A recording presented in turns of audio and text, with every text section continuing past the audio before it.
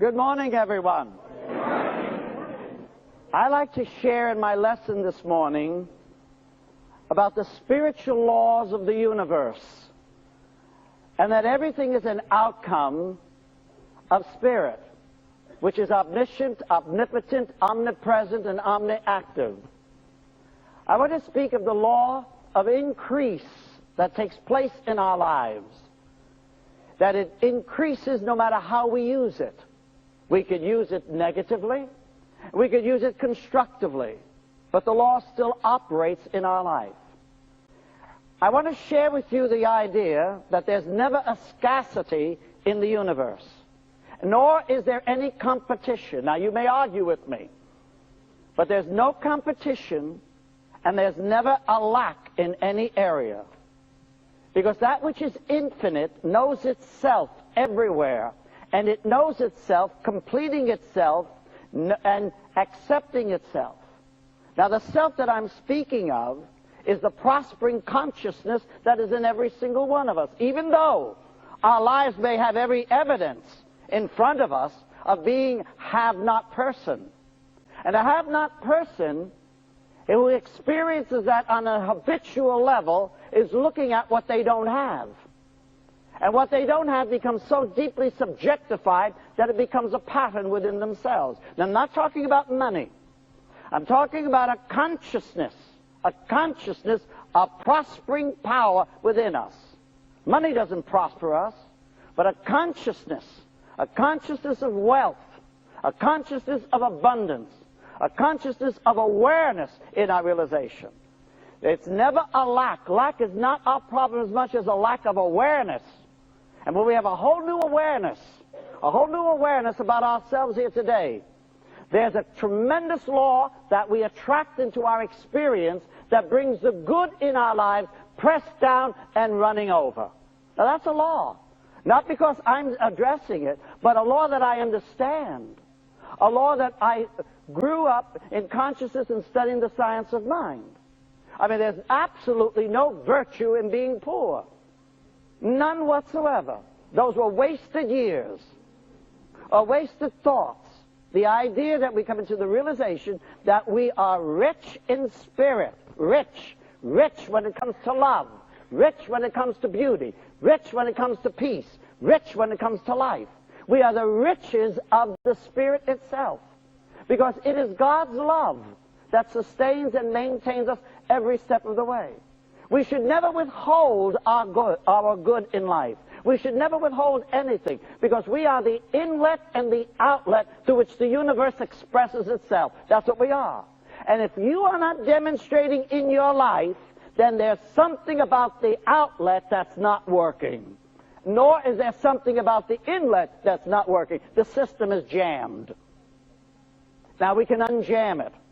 We unjam it by getting a whole new consciousness about ourselves. Let me give you an example of a magnet, an ordinary magnet. You take filings, steel filings from a magnet, and you just pour it on there, and they adhere immediately to the magnet, do they not? Because it's magnetized. Take another piece of steel that is not magnetized and place filings upon it, and nothing happens. Nothing happens because it lacks that magnetic pull. It lacks the law of attraction. It lacks the consciousness of holding and giving and supporting. There's no support there. So when we come into the realization, the spirit within us magnetizes. It magnetizes. Its love magnetizes. Its joy magnetizes. Its presence magnetizes. And this is what we must feel. We must feel that when a pebble hits a calm pool of water, that pebble, the moment it hits the water, it makes a splash, but there's ripples, and it sends these ripples out. We must know that ideas are what we work with. Ideas in consciousness.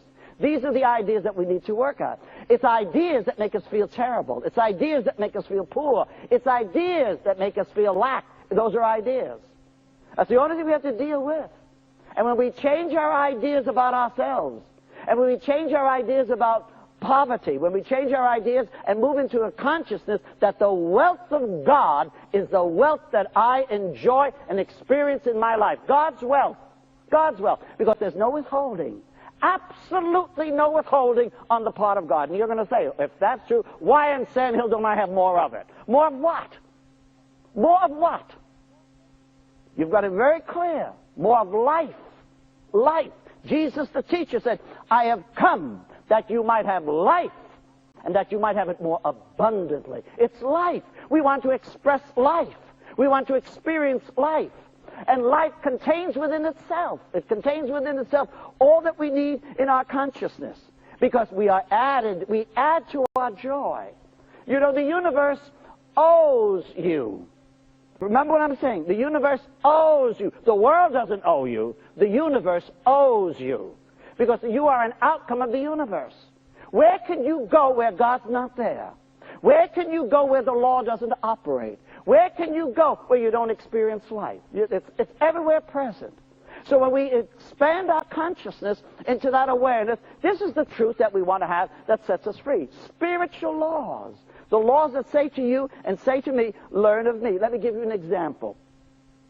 In the Old Testament, in Kings, there was a woman who lost her husband.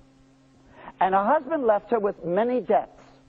The creditors were closing in on her, and she was very fearful and had a consciousness of uncertainty. She had 2 sons. And as the creditors were coming closer and closer to her, if she could not meet her obligation, then this woman, with her sons, would be taken from her. Elisha comes on the scene. Wonderful lesson in the scriptures. Elijah comes on the scene, and she turns to him and appeals to him, do something, do something. I'm a widow, I have no husband, I have debts, they're going to take everything, and even my 2 children. And he said to her, what do you have in your house? Let me repeat that. What do you have in your house? And she looked at Elijah, and she said, I only have a little oil. All I have is a little oil. And he said to her, get additional vessels. Get additional vessels. I have none. Get additional vessels. Bring them to the house. Bring them to that house and start pouring the oil. And she got the additional vessels, took what she had, blessed it, and started to pour. And they poured and poured and poured and poured and poured until all the vessels were filled. Now what does this mean? Let's take it in our interpretation. What it means in the realization, when he said, what do you have in your house? Where's the house? It's not a dwelling. Here's the house. Here's the house. I only have this much strength. I only have this much happiness. I only have this much good. I only have this much money. I only have.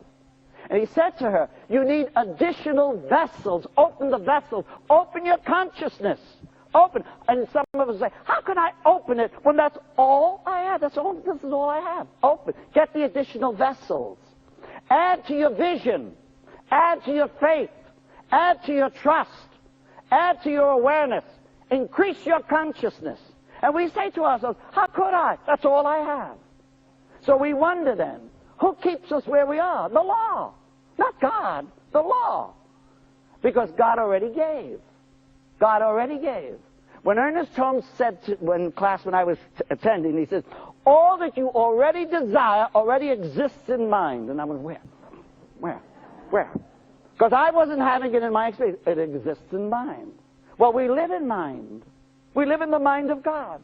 We move in the mind of God. We have our being in the mind of God. And what he was saying, it exists, but is there a consciousness of acceptance within me? Is there consciousness of reality within me? Or am I so conscious of what I don't have, so conscious of my fears, so conscious of my worries, so conscious of my frustrations, so conscious of my failures? How in Sam Hill could I demonstrate? Because that's where my consciousness is. It's in the have-not consciousness. So let's take today. And no matter what you have, the more you dwell on what you don't have, the more you support what you don't have, and the more it becomes so deeply subjectified in your consciousness, and you continue to experience it. So we have to change. Change. What do we change? Ideas. ideas. There are ideas that make us poor.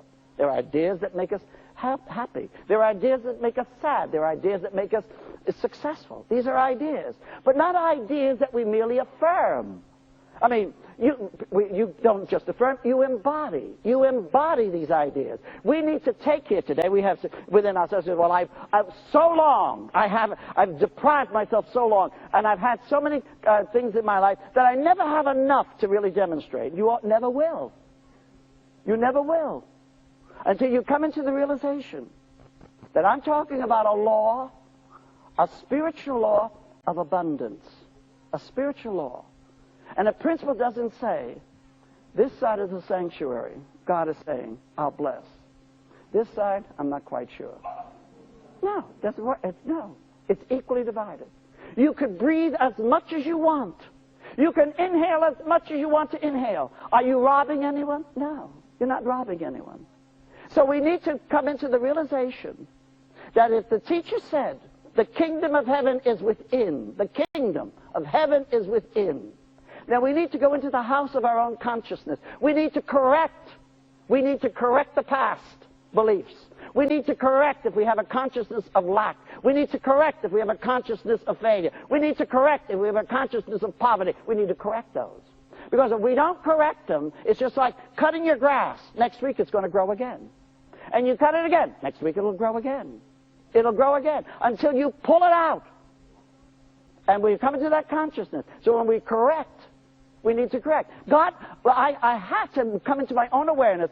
God doesn't withhold. Then who in Sam Hill is? I'm using Sam Hill a lot today, am I not? Yeah. So you have to come into the realization that who's withholding? No one. It really is knowing. It's there. It's there. But if I can't see it, if I can't relate to it, if I can't identify it, if I don't have the consciousness, I've had people say, I've been without so long, I don't know what it feels like to have. Ah! There's your answer. If you feel that you've been without so long, the Lord will say, I'll support you. I'll support you in that manner. I'll make sure you never have enough. That's exactly what the Lord will do. So we come into that realization of consciousness, of knowing that we are to inherit. We are to inherit, not the past. And we are to inherit the good that is ours by divine right. I love this statement in the Scriptures. Now we are sons and daughters of the living God. Do you believe that? You haven't convinced me one iota. Yeah. Then if we are sons and daughters of the living God now, then we need to see ourselves in that capacity. Now that is not sacrilegious. No, the teacher taught us. He said, this that I do, you can do also, and even greater, even greater.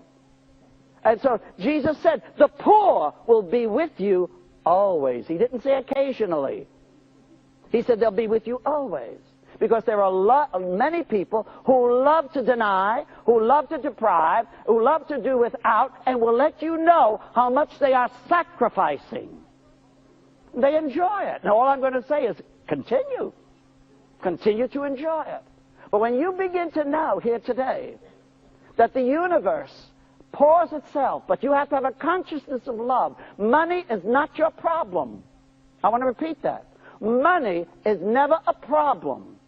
It's a lack of ideas, a lack of creativity, a lack of unity, a lack of recognition, a lack of awareness. That's what it is. Money is never a problem. Because there's a lot of people with a lot of money who die terribly poor. So it's not that. So it's a consciousness that you can say to yourself, I have a rich Father, a rich universe, a wealthy universe, a law of increase. I bring into my experience the substance that I need. Now, if we could have a paradigm shift here today, a complete paradigm shift, and begin to bless. Begin to bless and begin to feel the substance of God. Now, I'm not telling you that right after church you run down to Nordstrom and shop like nobody's business. That's not what I'm teaching you. That's not what I'm teaching. I believe that if we can say to ourselves here today, I feel the wealth of God. I feel the wealth of God. Not money. Not money. The wealth of its love. The wealth of its joy. the wealth of its creativity, the wealth of its conscience. I feel, that's the wealth we have to feel. And when we get into that realization, we begin to carry ourselves in a whole new manner. And that's what Elijah was saying. You need to add, you need new vessels in your consciousness. So when you come into the realization of adding, expanding, and coming into that whole new deepening of realization. So we look at ourselves, that we are here. It says in Genesis, and God created us and called us good, very good. And I love that. And then God said, to you, and to myself, now go forth, be fruitful, and multiply. Do you remember those words? What happened to them? They got to be applied, not just said. It's the application. They have to be applied. And then we realize in our consciousness that when we have a whole new concept, a whole new self-image, a whole new awareness about the I am that I am. This is what I am. This is the new consciousness. And I respect that and I accept that. I identify my God self, my new self, my realization that I'm not afraid to love and give love. I'm not afraid to be joyous and give joy. I'm not afraid to be myself. That consciousness, that freeing consciousness, that consciousness that breaks the binds, there's an outpouring of the universe to each and every one of us. And it lifts us. It lifts us into a new spiritual realm of identity. Somewhere in the scriptures it says, it not only comes to us, it comes to us pressed down and running over. I'm not talking about lemon meringue pie. I'm talking about the law. The law. The law. Spiritual laws. Now you have an opportunity here today to change the direction of your life. But it's never outwardly. We never have to change the outward. We have to change in our consciousness. What's the direction? What's the concept? What is my concept? What is my belief? What are my feelings? And these are the parts of us that need to be re-examined. These are the parts of us that need to come into a consciousness that there's fear and lack, and the past is, well, I grew up in a home. Then put closure to it. Put closure to the past. Put closure to your fears. Put closure to your uncertainties. Today, the Sanskrit says so beautifully. Today it says, the Sanskrit says, well lived, takes care of the days yet to come. You have a choice. You have a choice to leave here on a wonderful spiritual consciousness and stay that way and support the new image of yourself, support the new concept, and know that God sustains, maintains, and directs you in perfect health, perfect love, perfect joy, perfect peace. Or you can allow the old subjective mind mesmerize you right back again into the old pattern, the old pattern. And sometimes we say, God, I'll give you a week. You think that's going to work? It wouldn't work, no. You get out of anything exactly what you put in. But remember, I'll close with this thought, and you're familiar with it. As within, so without. So we have to really go in here and say, this is the house. This is the house of the Lord. This is the house. God gave us everything, everything. And remember, the teacher Jesus says it so beautifully. If only we could have that same faith. I thank you, Father, he said. I thank you. I thank you, for I know you hear me always. Do we have that conviction? That's what we must believe. That's what we must believe. That we are corresponding. We are corresponding with the Spirit. And the Spirit that we correspond with responds to each and every one of us at the level of our acceptance, at the level of our belief. Now today, let's believe. Let's believe in this principle. Let's trust it, and let's apply it, and let's know it works. God bless you.